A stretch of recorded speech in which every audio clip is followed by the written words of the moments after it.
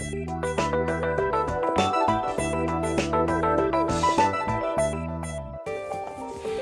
nouveau défi attend les pays développés pour protéger la biodiversité.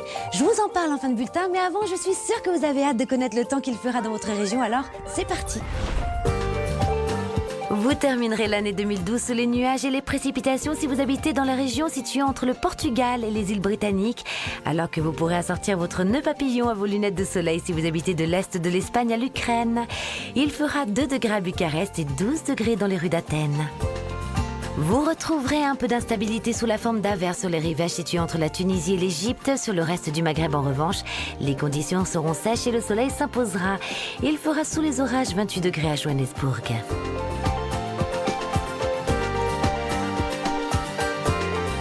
Un temps instable sur l'est de la Méditerranée débordera sur la Turquie, occasionnant un ciel nuageux avec des pluies sur la côte sud-ouest du pays.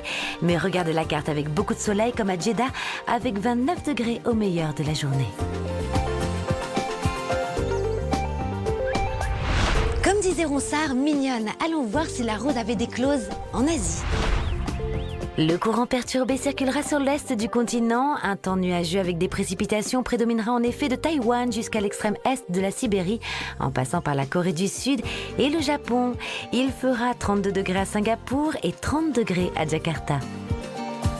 Les contrastes de température seront saisissants entre le Canada et les régions proches du golfe du Mexique. Quant aux températures, on retrouvera moins 7 degrés à Québec, 2 degrés à New York, 6 degrés à Washington et 27 degrés sous un beau soleil à la Havane. Mais voyageons sur la carte de l'Amérique du Sud, où une bande pluvio-orageuse circulera sur la Guyane française, avec localement de gros arrosages sur le littoral. On relèvera au meilleur de la journée 31 degrés à Georgetown et 33 degrés à Santiago. Et puis on termine sur l'Océanie, où la tempête tropicale poursuivra sa route en direction du sud, mais rassurez-vous, elle ne menacera aucune région habitée pour le moment. Il fera 32 degrés à Cairns, 28 degrés à Brisbane, 31 degrés à Canberra et 22 degrés à Auckland. Les pays développés du monde entier vont doubler leur financement pour la protection de la biodiversité d'ici 2015. Il y aura notamment plus de zones marines protégées. Pour la première fois, les pays en développement ont eux aussi promis des fonds supplémentaires.